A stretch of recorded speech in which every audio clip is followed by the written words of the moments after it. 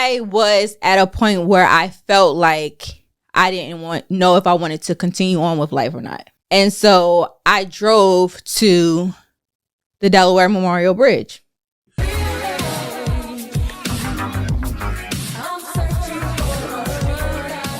What's up, real ones? Welcome back to the Relationship Podcast, where we're bringing the real back to relationships. Yes, sir. I'm Asha Steele. And I'm Devin Steele. And we're so excited that you guys are tuning in today with us. Yeah, as always, we got another great episode for y'all today. I wonder if we will ever say we don't have a great episode. I wouldn't because you got to set them up to believe that it's going to be good so that they actually believe it's good. It's been working because we almost at a 5-star review, 4.9. That is so true. Obviously we always have great content. Yeah, and me and Asha been thinking about if we should switch up our introduction. Yeah, we have. Because we've been doing it for 3 years.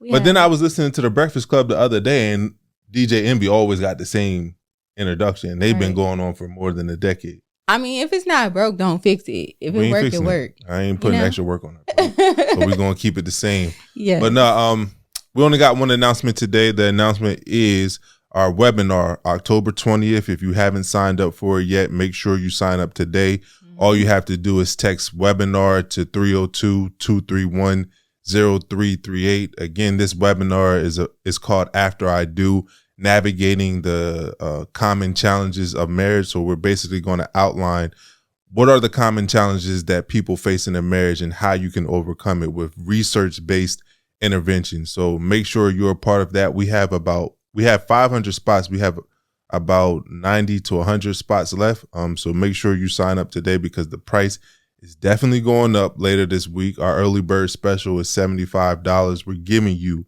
all this content for only $75. I think, saving your marriage for $75 is worth it. Preparing yourself for $75 for marriage is worth it. So make sure that you take advantage of our low prices right now and text us and join our webinar. Yeah.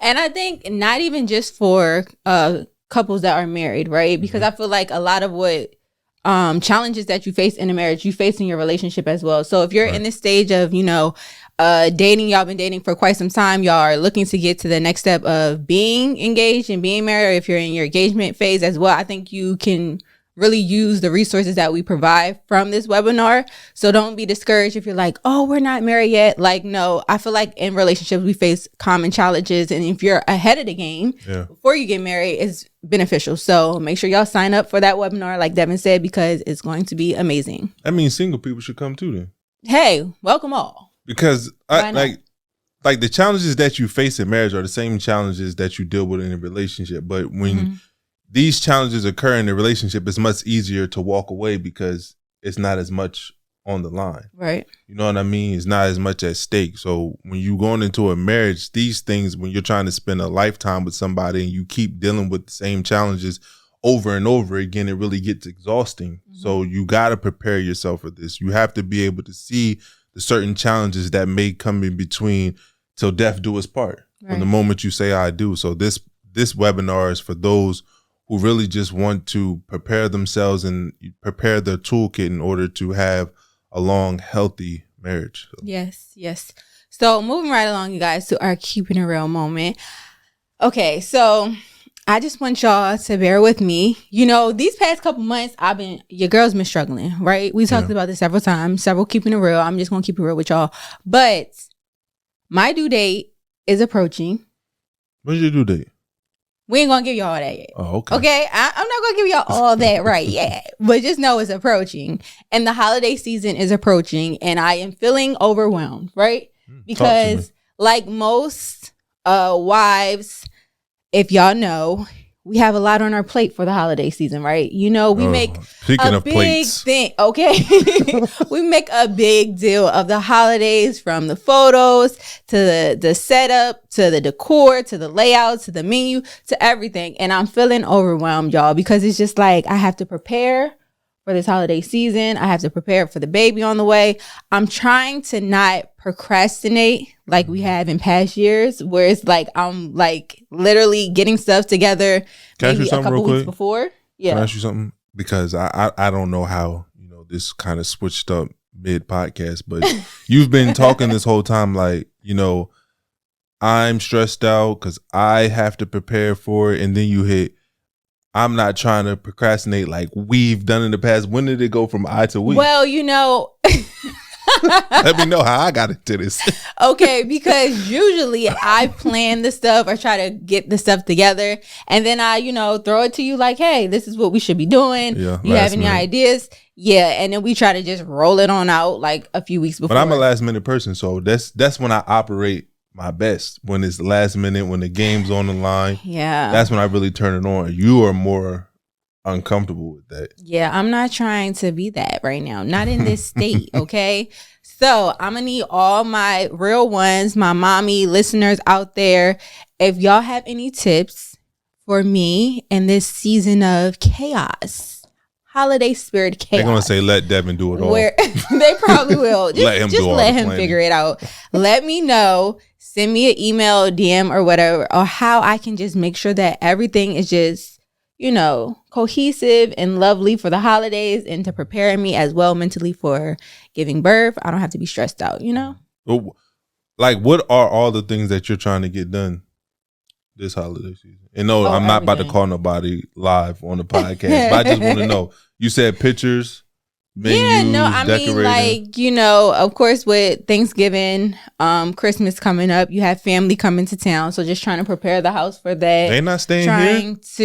They not staying here. It's some people staying here. They not staying here. That's what they got hotels for. But trying to prepare for that. I'm just joking, y'all, in case y'all was listening. The door's always open to family. Preparing the menu and getting the food. Like, okay, so I'm really big on like the food aspect. Y'all know, if y'all don't know, I love to eat. That's all she cares about. It pretty much is. Like, and being pregnant just give her a reason to just go in. Like if I showed y'all, I should get up right now and go grab your purse and show them what's inside your purse. Please don't. They probably already seen the video. But yes, trying to prepare the menu of what we're gonna have to make sure the whole spread is great. Like, I don't know how much I can be in the kitchen cooking with all the smells and the nausea and even eating it. So I'm like just trying to figure this all out. Right. Then we have shopping for Christmas. We have just all of that. Shopping for the baby, getting stuff together, making sure that I'm prepared for birth. It's a lot in a short amount of time. We'll get through it. We will. We ain't got no choice. If y'all got some tips, let me know. Let me know.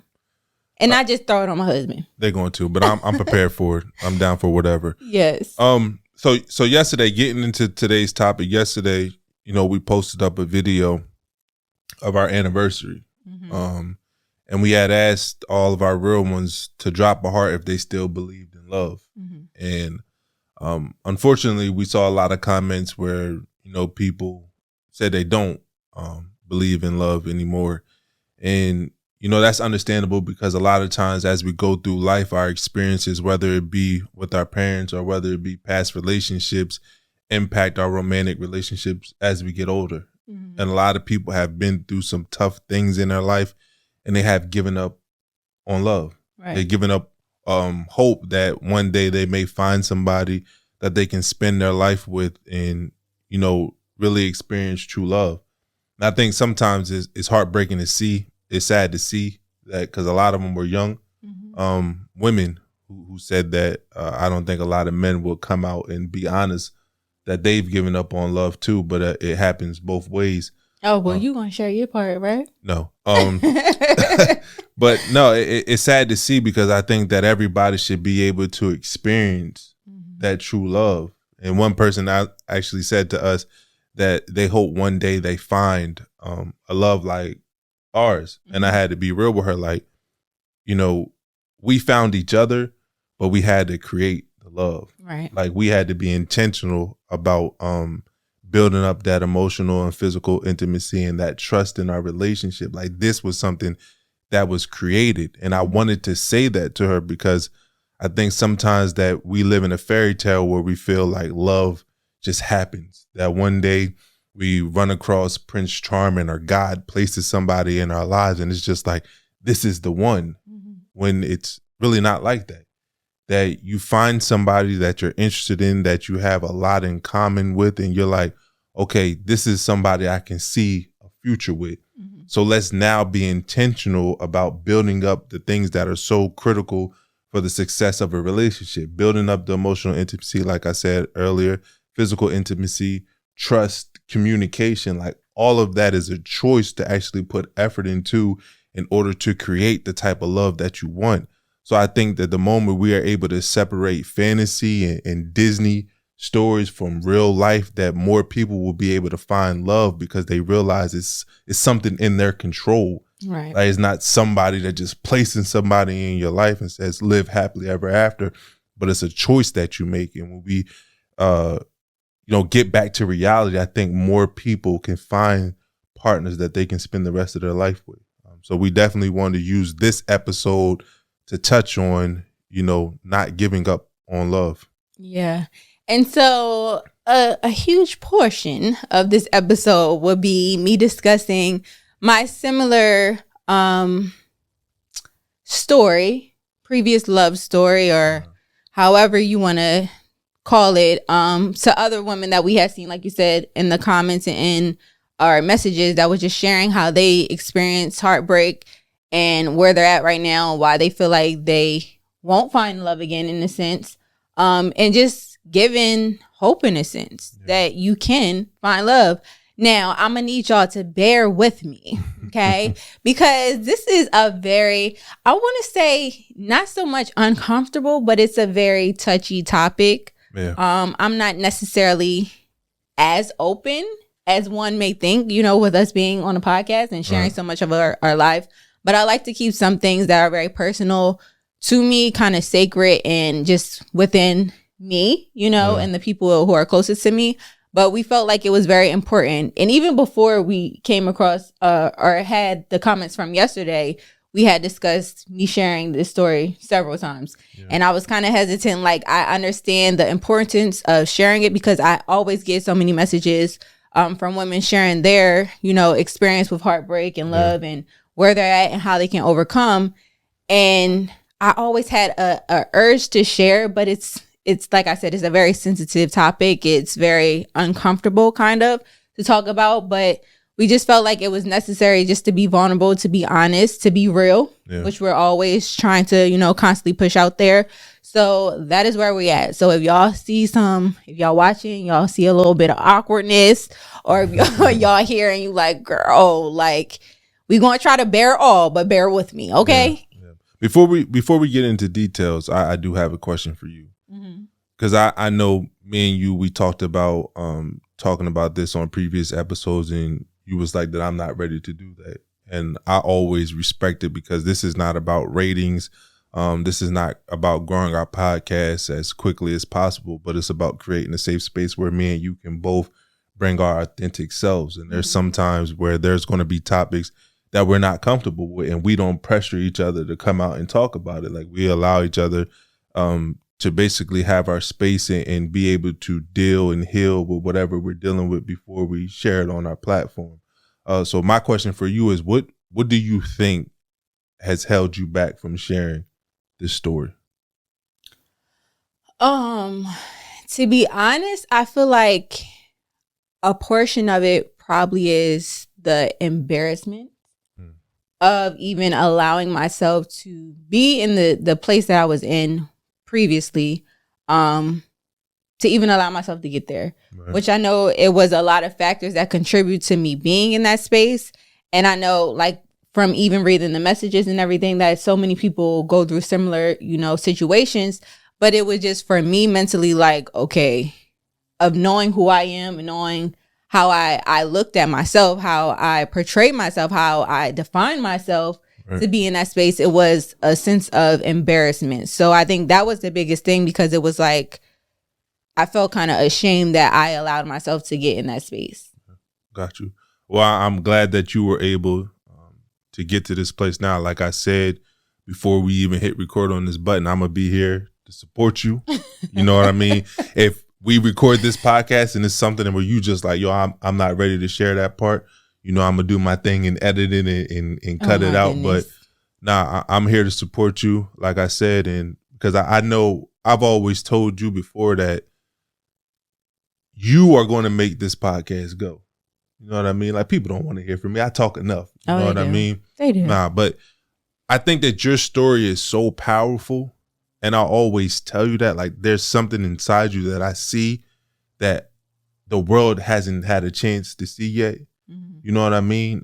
And when you get to that place where you're able to recycle that pain and use it for greatness or use it for purpose, then I think that you're going to leave a huge mark on this world. So I'm glad that you have done the work, you have done the healing in order to get to this, because there's a lot of people out here that need to hear it, not just women, but men as well, because we all have similar experiences when it comes to romantic relationships. Right. And I can't wait to see the impact that this podcast is going to have on people.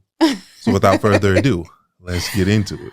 Okay, you guys. So let's just start from a little bit from before the breakup, right? Yeah.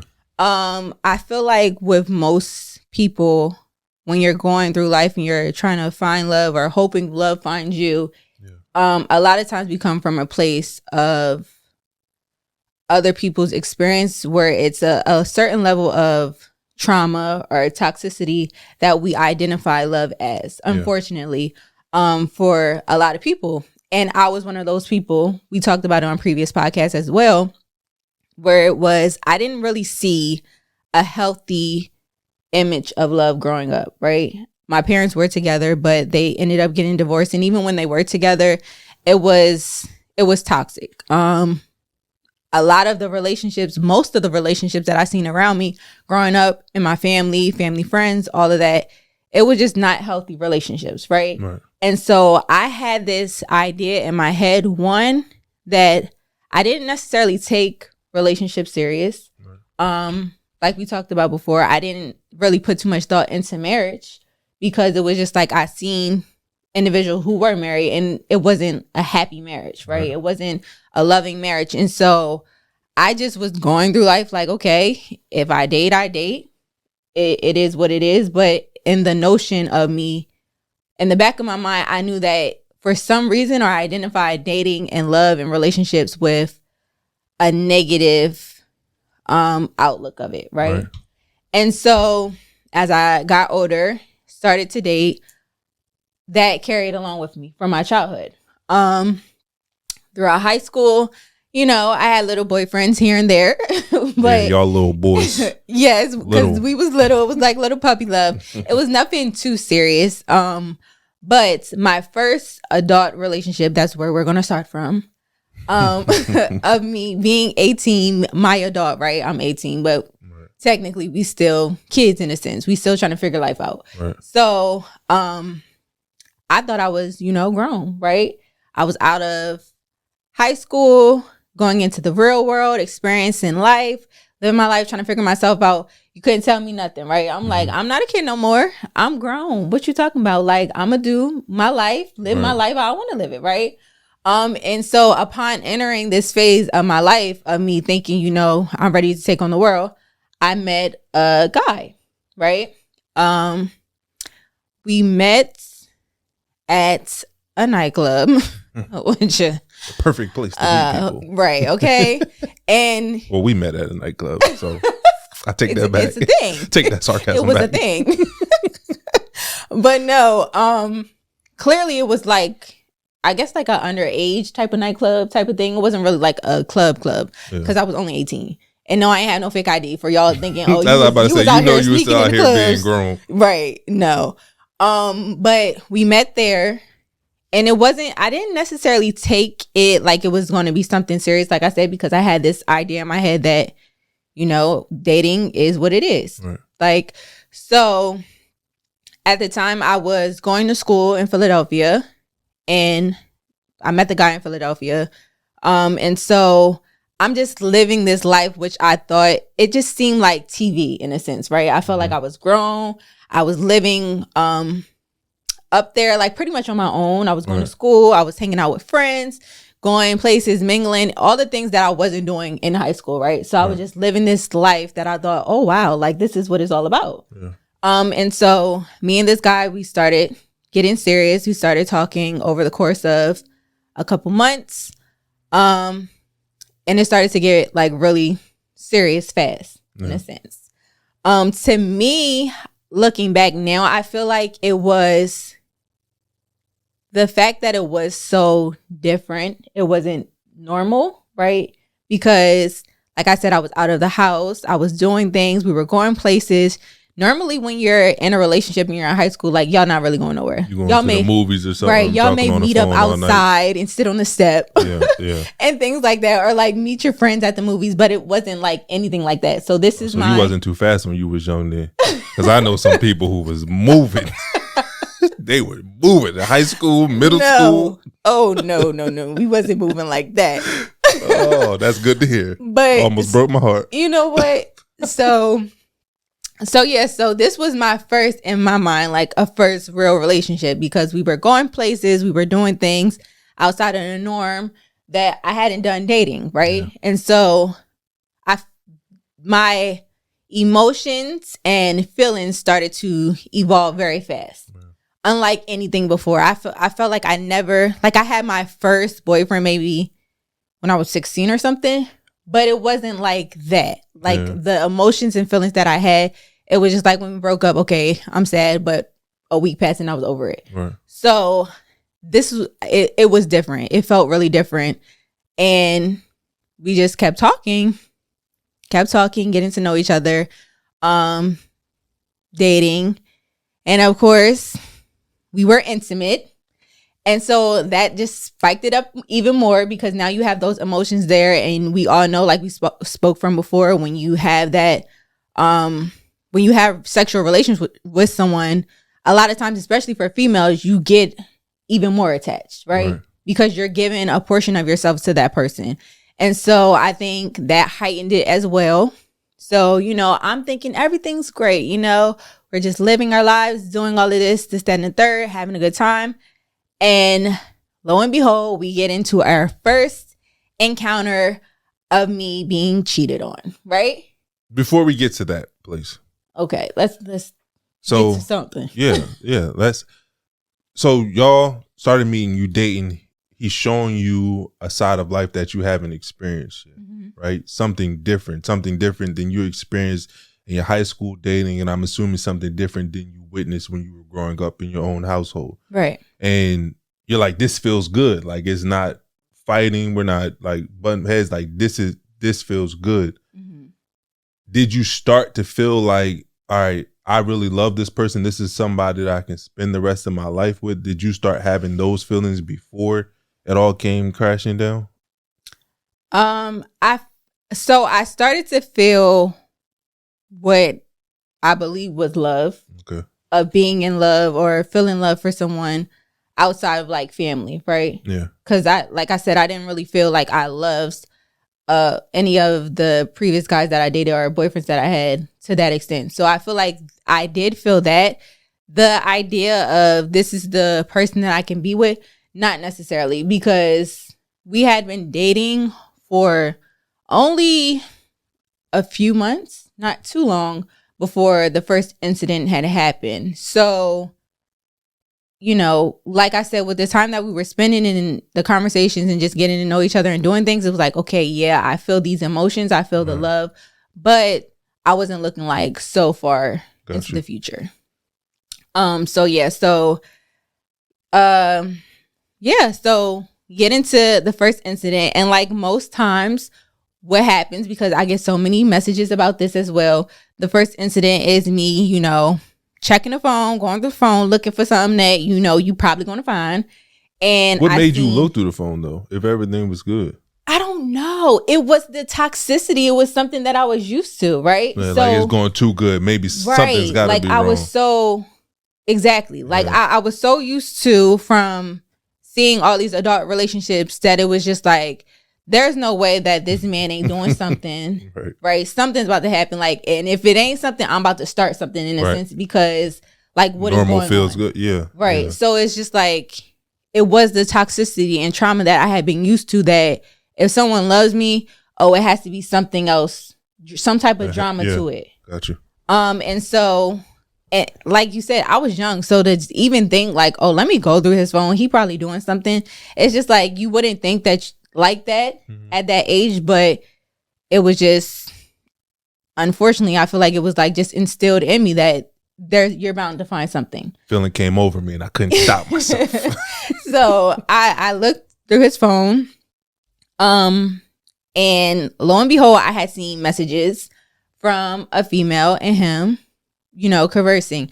Now, when I say cheating, some people will probably be like, "Oh, cheating. That's cheating." Right. Some people, but anything you do outside of your partner's presence that you wouldn't do within their presence is cheating. Right. But some people try to identify, and especially the one who's doing it, try to say, "Oh no, we're just conversing." You try to make up all these excuses as to what it is instead of calling what it is. And so it was cheating, but of course, like I said, put it on a group message. Let's all talk. Let's all talk about it. So there was some messages. It was like, okay, it wasn't too outrageous, but it was just like you said, why are you communicating with this female? Why is she communicating with you? All this other stuff. So that was the first incident. Now, in most cases, that would be like a red flag. And some people would be like, you know what? I'm going to exit stage left from there because you're not even, it's from the beginning, you being disrespectful. This is what it is. But like I said, going back to that trauma and what I thought was love in a relationship, it was just like, I was very passive with it. So I believed the BS, right? I believed that, oh, this is just a female friend. We're just talking. It's nothing like that. You don't have nothing to worry about. Which is why for previous podcasts that we talked about as well, everything going back, because this is things that we spoke about, I was very wary of men who had female friends, right? Yeah. Because it was just like things leading up to that. Right. And so, long story short, of course, we had this conversation about it, back and forth argument, but we end up talking again. We end up dating again. Didn't really think too much about it, let it affect the relationship. We continued to just date, all of these other things. Now, at this point in time, we were in a long distance kind of relationship because I was now living in another state and he was still in Philadelphia. So us not seeing each other as much kind of put a strain on things. Mm-hmm. We didn't really have access to each other. We would see each other maybe like on the weekends or every other weekend. So that caused more issues because it was like we wasn't communicating as much. We wasn't seeing each other as much.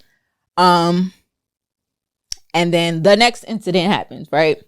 So this was a whole prolonged thing of us just going through this phase of him cheating or him doing something. Like I said, it usually, when you're dealing with someone who's like a cheater in a sense, because that's what he was, it's just things that lead up. So it was going from seeing the random text messages of trying to downplay what it was to now we're seeing, maybe messages on social media or certain comments or certain things like that. Or now we're seeing even more text messages, but they're getting a little bit more, sexual or something like that. So things just started to add up, and just get even bigger than what it was from previously. And like I said again, like I felt like I was in a kind of like a insecure place, right? Because it was like I had always been confident when I was younger. Like I always was like, not to be shallow or anything, but looked at as like the pretty girl, right? And so I had this confidence within me. I didn't have a hard time getting attention from men or anything like that. But when you're in a relationship and you're constantly, it's like your ego and your confidence and your self-esteem is constantly like being chipped at because someone's constantly stepping out on you. So you're like, well, what is wrong with me that you have to date this person? What is wrong with me that you have to see this girl? What do you like about her? And it was just chipping away at just like my self-esteem. Comparing yourself. Right. And I'm young. Mind y'all, I'm 18, 19. So I'm just like becoming a woman. Like I'm trying to come into my womanhood. Yeah. And so it was just starting to chip away at me. So every single time when something would happen, I would just like, in a sense, lose a piece of me or lose that sense of pride within myself. And it was kind of molding me to just have this, not only the toxic trauma that I had from previous years, from other experiences with family members and seeing what they went through. Now I'm creating my own toxic trauma because I'm making this, the actions of this man cheating and taking him back like normal and okay. Yeah. And so it was just a whole prolonged process. And like I said, as the time went on, you know, you're thinking that you love this person. Emotions are building, even though the person is hurting you. You're going back and forth with this pain. You're trying to find every reason and excuse as to why you should forgive them, why they're going to change. And we see that so much in the messages where it's just like, I love this man. I know he loves me. How do you know he loves you if he keeps hurting you? But I know he loves me. And I know that he can change. And we have this idea that we can change them, right? We can, like, for some reason, make them not do the things that they're doing and see the value that we don't really see in ourselves. Because if we did, we wouldn't be putting ourselves in that position. Yeah. And I was in that space. And it was a lot. How hard was it? Because you talked about how you didn't see a healthy marriage. You didn't see healthy relationships growing up. How hard was it to try to walk into your womanhood and walk into an adult romantic relationship without guidance? Like, did you have anybody that you can confide in and be like, hey, like, this is what I'm experiencing right now in my life. Can you give me some guidance? Or did you feel like you had to figure it out all on your own? I felt like I had to figure it out on my own. Not to say that I didn't have friends that I would talk to, but it was just like we had experienced similar situations, right? That's what I was just about to say when you just said that. Yeah, from you talking to your friends and they went through the same thing, or even trying to talk to adults who, you know, have experienced the same thing and may still be going through the same thing. It's just like, well, I can talk to you about it, but like, how is it really going to help? Because you fighting the same battle I'm fighting. Yeah, how can you get sound guidance from another teenager about love? Yeah, when we all just trying to figure life out. Yeah, so I think that was a hard part as well, because it's just like I didn't have the guidance, and I didn't have someone to tell me, girl, like, sit me down. What are you doing? Like, no, this isn't it, and you need to, like, exit stage left, run for the hills. Like, don't keep putting yourself in this position. So I think that just not having that guidance kind of contributes to the longevity of me dealing with it. To be honest. When did you get to a point where you was just like, you know what, I can't change this person. Like, they are who they are, and no matter how much I try to prove myself, no matter how much I try to prove to this person I love them and I'm here for them and I'm willing to work through everything, they're not going to change. Like, when did you get to that point? So now you want to get to the uncomfortable stuff. Okay, so we had been, like I said, we had been dating for a few years, maybe like 2 years, with the off and on, cheating, the back and forth, the taking it back, trying to change, the telling you're going to change, but not doing so for quite some time. And then it was this one particular incident that just caused the downfall of everything and really just made everything explode. But like I said, I was living in Delaware. For a portion of time, I was living in Philly. Then I was living in Delaware. It was back and forth. Y'all know the map and how close Delaware is to Philadelphia. They don't know where Delaware is. It's like 30 minutes away. So it was a time where I was living there, and then the time when I wasn't. But I had ended up moving back in Philadelphia, and we were in close proximity, right? And so I was at work one day, and I had called him, and I was just like, oh, hey, I'm about to leave work. I got off early. What are you doing? Whatever. And so he was like, oh, he's getting ready to go out with his cousin, right? So I'm like, okay, cool. I'm going to stop by before y'all go out. But it was... Did you say that, or did you just stop by? No, I did say that. But he was like, his response to it was more so like hesitation, like, no. I'll just call you when I get back, type of thing. Okay. And I'm like, no, we ain't gonna do that. But I didn't say that part. I'm like, something isn't right now. Okay, enjoy your night. It was that female intuition. That female intuition, like, no, if I'm just gonna stop by, you're gonna see your cousin. What damage would that do, right? Yeah. Like, there's no harm in that. So I just felt like immediately something was up. So I get off of work. We live not too far from each other. I don't have to take this route to get to my house, but I'm going to take this route. I'm going to take this route to get to my house and drive past your house. And so I drove past, and his ex-girlfriend was sitting in the car outside waiting for him, right? Now, this is getting good. Asha, 19-year-old, 18-year-old, 20-year-old Asha. I was about to say, we about 2021 because you said y'all met 18, 2 years. Yeah, we're going to do the numbers. We all doing the numbers right now. Yeah, we're about 20, close to 21 at this point. Asha is very much with the BS, right? I'm with all the smoke, okay? Outrageous. So clearly if I'm doing pull-ups on people. So I drive past his house. She's sitting outside. I know it's her. Some people are like, oh, how do you know it's the ex? Because we had situations before where she was like calling him or trying to communicate with him. This is why I said friends. I'm wary of the friends because this was one of the friends. Especially ex-lovers. But they were really exes, right? No. So you try to keep a friend around and things get messy. So I go and park my car down the street. I walk down the block. I knock on the window. Excuse me, what are you doing here? But that wasn't how I was. It was more let us know how you cursing, get out this car. We about to have it one-on-one. Like, what's up? Like, cause what's going on? Right? Now, y'all would look at Asha and be like, no, what? You was doing all that? Not Asha. But yes, that was me. She didn't get out her car. She was just sitting there on the phone. I don't know if she was really on the phone or what. So I go up to his door, knock on his door.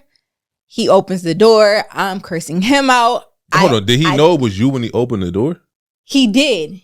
Oh, man. And I'm thinking maybe she called him and told him that I was outside or what, because then I called him and I'd have ran out the back door, act like I wasn't even home, and then come around the corner like, oh, what you doing here? What you doing here? He don't know what he doing. But I called and told him to open the door. He opened the door. Like, I wouldn't have opened the door in that situation. What? But he opened the door and like immediately I started getting physical with him. Like, I was just like going off, cursing him out, like just completely spazzing. Like, cause what is this? Like, what are you doing right now? And I knew you were doing something. You gave it up. And so from that incident, y'all, your girl got a restraining order against her. I got a restraining order against me. They won't let me. Oh my goodness. Okay. Just doing the most, because it had been from that incident, it constantly was magnified, right? Because I wasn't in the place of wanting to let go. Yeah.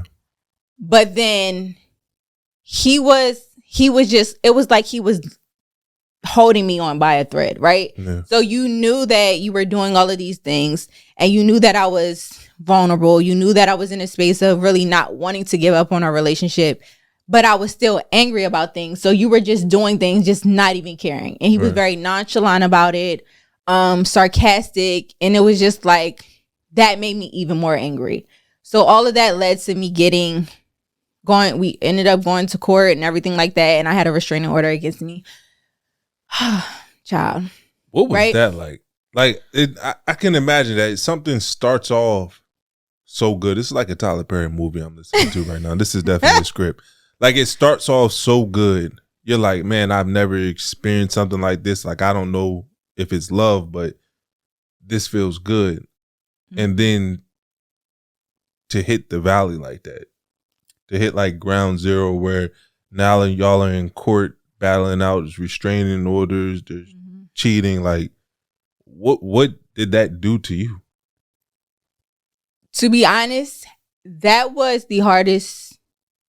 I feel like that was probably the hardest thing that I had went through in life, because it was one of my lowest moments. And I say that because this brings about the embarrassment, because it's like, it's already embarrassing that you're in a position where you're allowing someone to just constantly just make a fool of you, in a sense, right? And you're making a fool of yourself at this point, because you're constantly allowing this person to just disrespect you, cheat on you, like devalue you, like you aren't important, right? And that was the embarrassment. But from doing all of that, I feel like the restraining order thing was like the tip of the iceberg, right? Because at that point I was so lost and so confused. Like you said, I didn't have any guidance. I didn't have no one telling me, Asha, like, this is too much. Like, we need to chill out. Like, this isn't love. This is getting to a point where you're now jeopardizing your future and the things that you can be doing with your life for this man who clearly doesn't care. And so at that point, I started to go into like this deep depression. No, I wasn't like clinically like diagnosed, but I knew that it was like a depression. Because I was constantly like, I would go and try to talk to him or try to communicate with him. He wouldn't answer, or he would answer sometimes. And when he did, it was disrespectful. I would try to like, if I tried to see him to try to talk about things, like it was always these things that was just constantly tearing me down. And so, like you said, I'm thinking like, oh, this is the person that I love. At this point, I'm thinking, oh, we've been together for so long.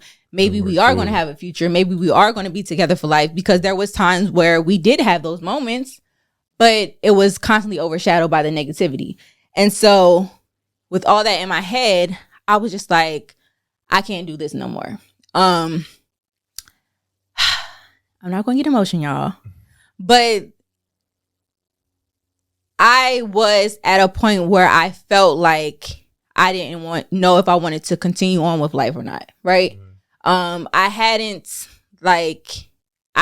experienced that emotion before ever, where it was just like, I'm ready to just end it all. Right. Because I had never loved so hard, in a sense. I felt like I never loved someone, or someone didn't love me to that magnitude of a male in a relationship. So for that to just be like completely broken, and to feel like I was never going to feel that again. Like people say, oh, I'll never love again. Like that's how I felt. And to have something and to lose it, even though it's so toxic and it's not really true love, or it's not really healthy love, you still identify it as love in a sense. To just lose it, it was just like, I felt like I lost a huge portion of myself. Right. And so I remember, my voice getting all shaky now. I remember calling him while he was like at work, just calling him, trying to talk about things, trying to figure things out. And he was giving off the same response, like I was saying. And so I drove to the Delaware Memorial Bridge, right? It was at night. He was working a night shift. It was late. It wasn't a lot of cars on the road. And I drove there and I parked on the side of the bridge. And I called him and I was crying. And mind you, it wasn't even just like now, because I'm able to process it. It wasn't just him and the breakup, right? There was a lot of things that contributed to it, right? Whether it was home life, things that I was going through. Like I said, from seeing the toxicity from previous relationships with family members, thinking that, okay, this is what my life is destined to be like, because look at this experience that I'm going through now. It was so much that contributed to it. And so I went to the bridge and I didn't know exactly what I was going to do. I felt like I went there for a cry for attention from him, right? So it was like, I'm going here and I'm letting you know how hurt I am. I'm letting you know how badly what you're doing is affecting me, how much I love you, that I'm willing to just like end it all because I can't be with you or things can't work. And I sat there on the phone crying, and his response was still the same.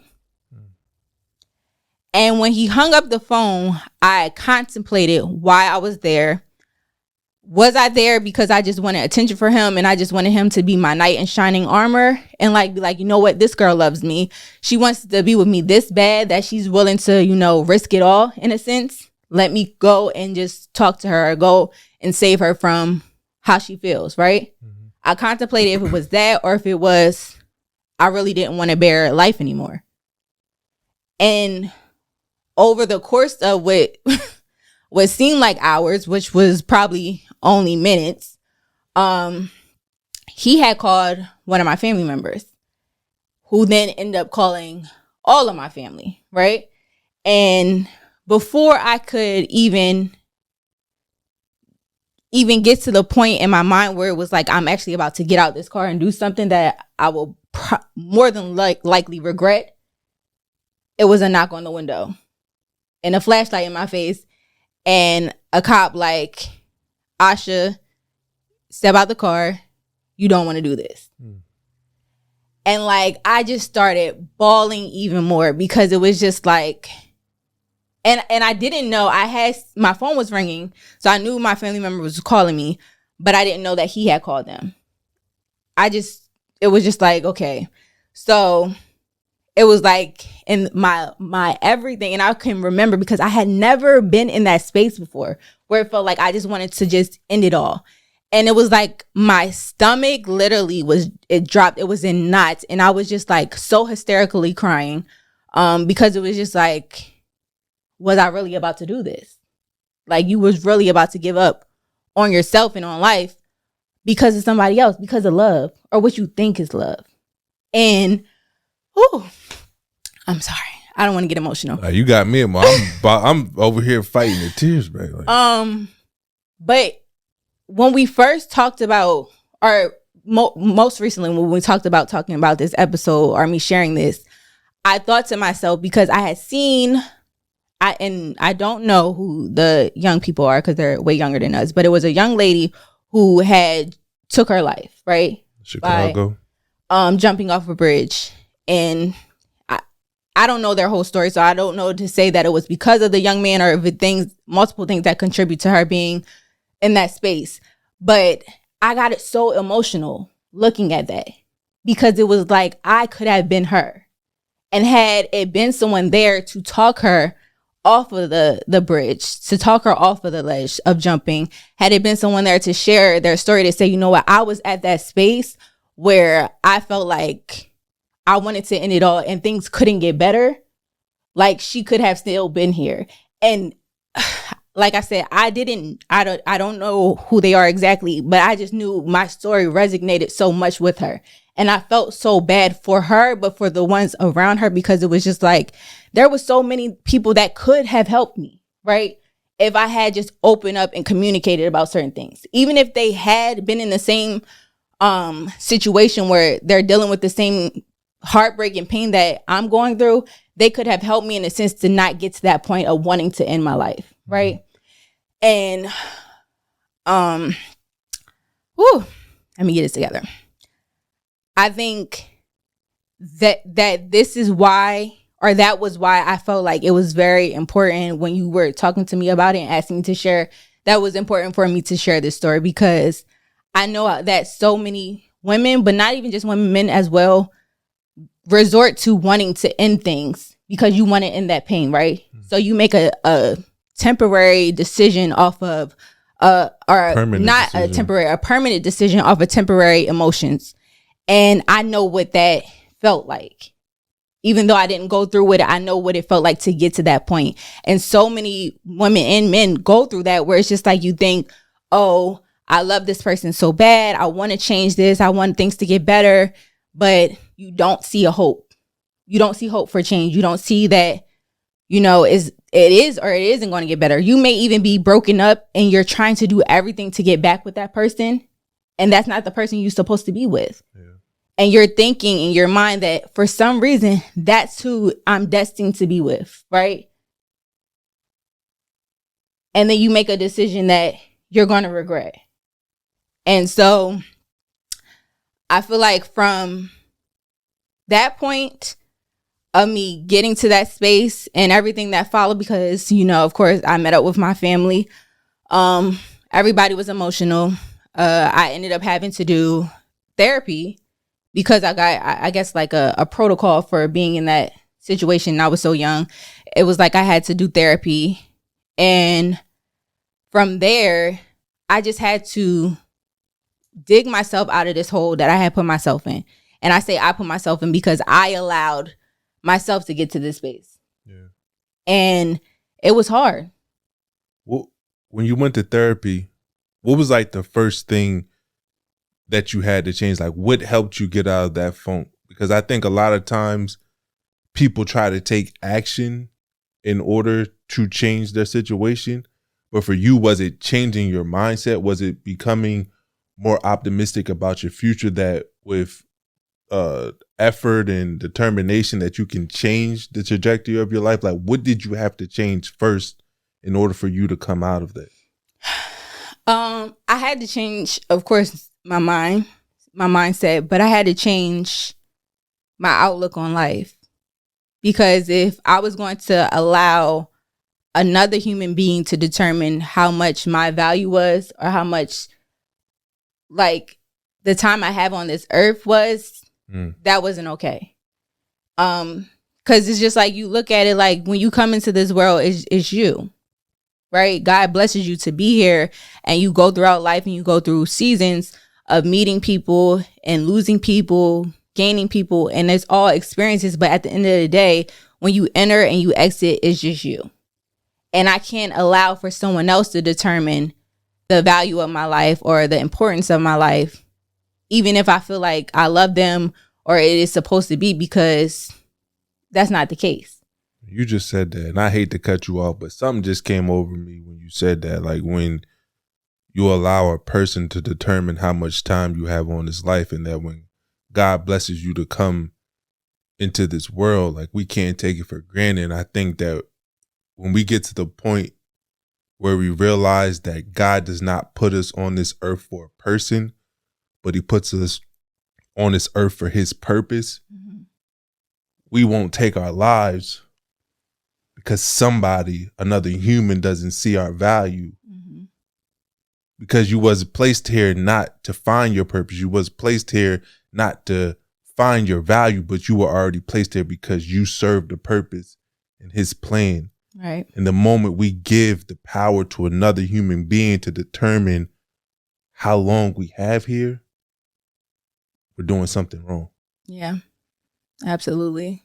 I think what you say, I couldn't have said it any better, of just understanding what my purpose was.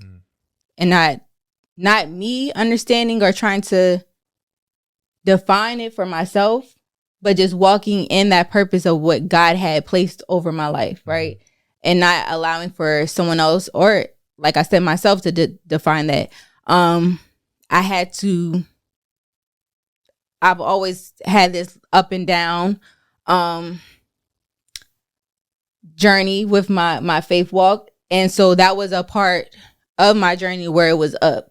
Like, I had to dig deep into my spirituality, my religion, my faith in God, to really ground me so that I didn't get to that space again. Because, like I said, I had never been in that place, but if anyone knows what it feels like to be in that state of mind, you have to be very low, right?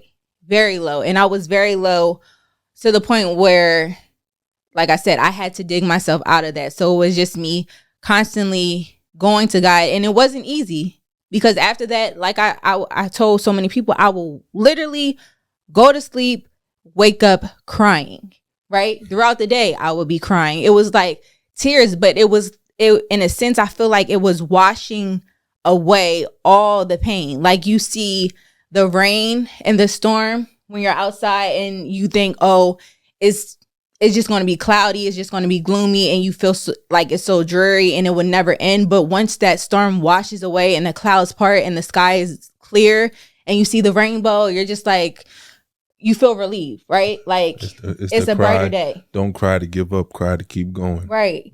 And that's how I felt. Like, it was constantly crying. But it was me just washing away all that pain, all that stress, relieving myself of just all the toxicity and negativity that I had been through, that I needed that healing, right? However it looked like.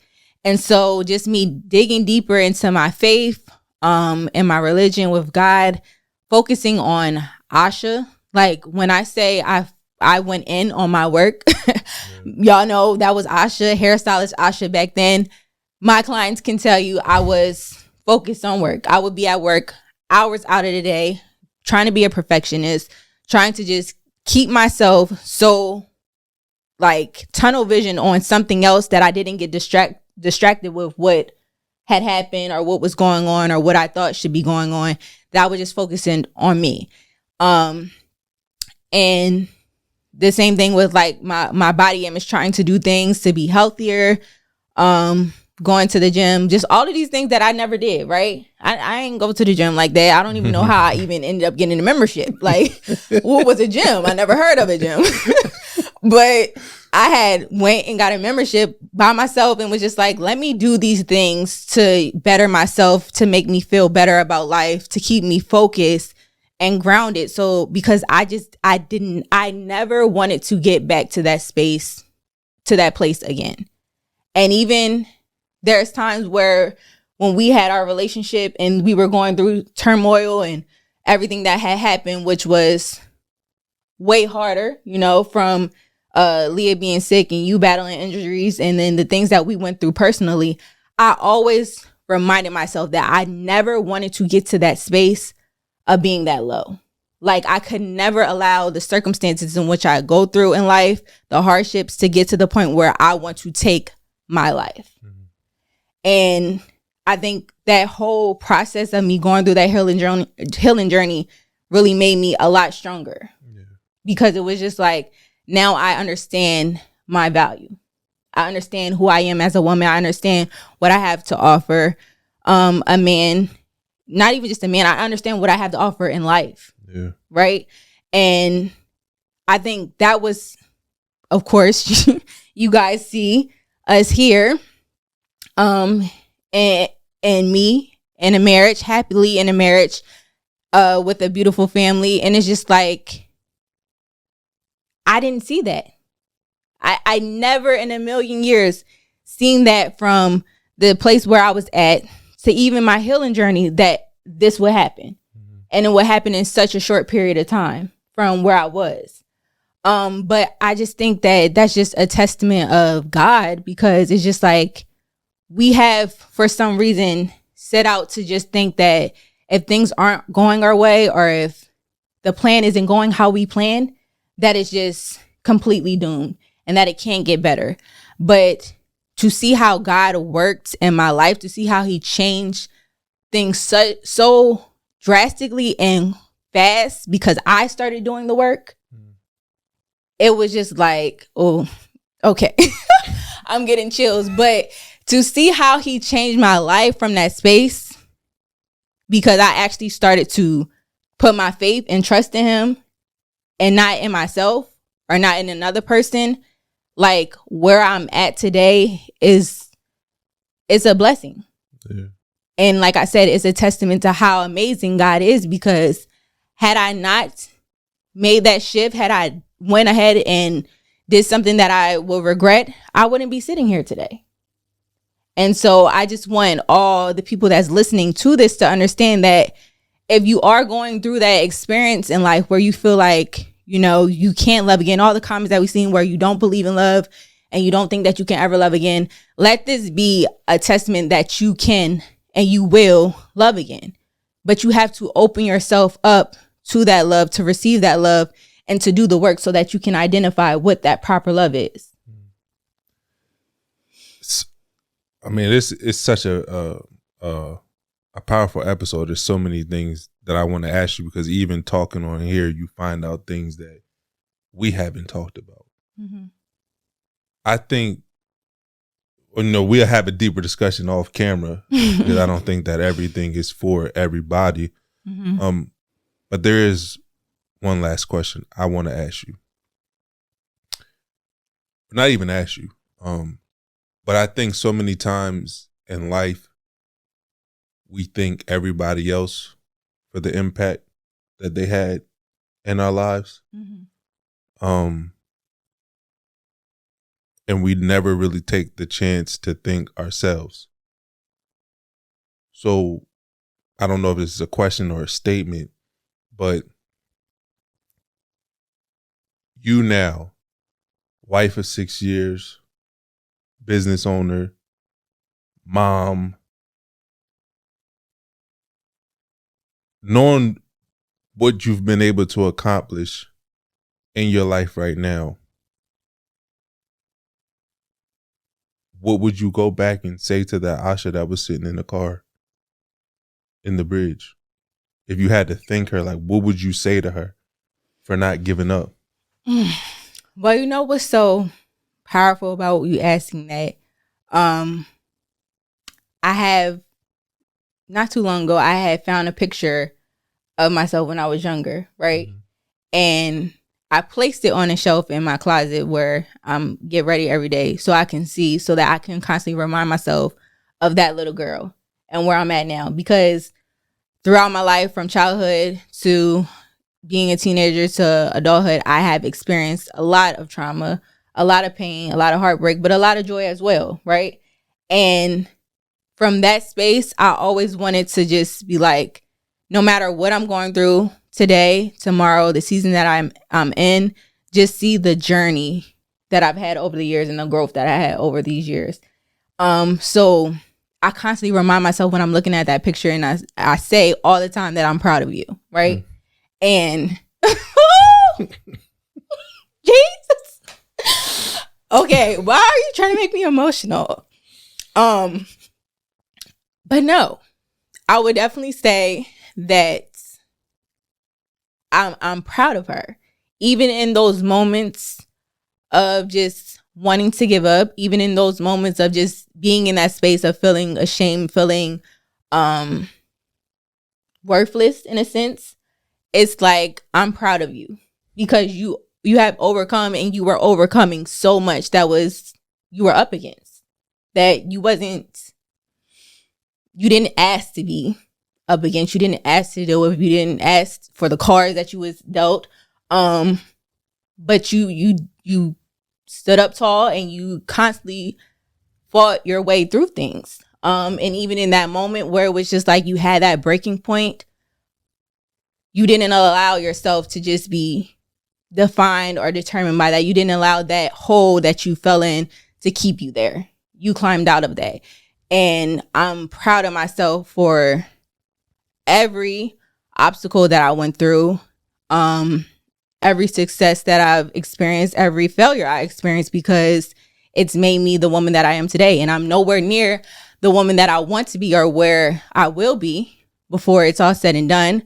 But I'm just blessed and proud of who I've become, because I see the growth. I've seen the growth. I've seen the change. And it's amazing. Babe. Yo, why are we up here crying? It's a therapy session. Oh, man. I just want to say that I'm proud of you, too. You know, I don't know the younger Asha, but I've known you for the past decade. And I know what you've been through. I know what you've fought for, what you've overcame. And like, you're an introvert. People don't know that. They probably do. But I'm used to speaking. I'm used to the camera. I'm used to being on stage. I'm used to sharing my story. And I've always known that you have an extremely powerful story that people need to hear. And it took a lot of time for you to get to this place where you felt comfortable to share your story. Mm-hmm. And I appreciate you doing it. I know our real ones and our listeners, they appreciate you doing it, because there's so many people that have been hurt by so-called love. They feel like their life can't get any better. Mm-hmm. But you're a living testament that it can, if you're willing to do the work and get the toxic things out of your life to create room for your blessing. Because a lot of times we're praying, we're asking God to allow certain people to come into our lives and into our heart, but we have so much negativity and toxicity in our hearts that there's no room. Right. That even if God brings somebody into your life, will you be able to sustain it? Will you be able to see what it is? So I thank you for doing the work. I thank you for getting out of that car, because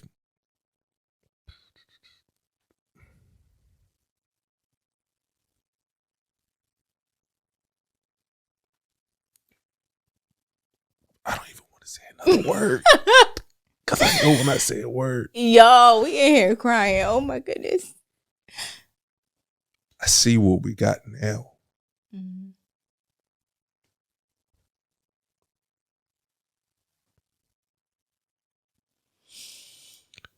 I see what we got now. I see the family we got now. I know how much you mean to me and you have meant to me. Mm-hmm. And my struggles in life. Babe.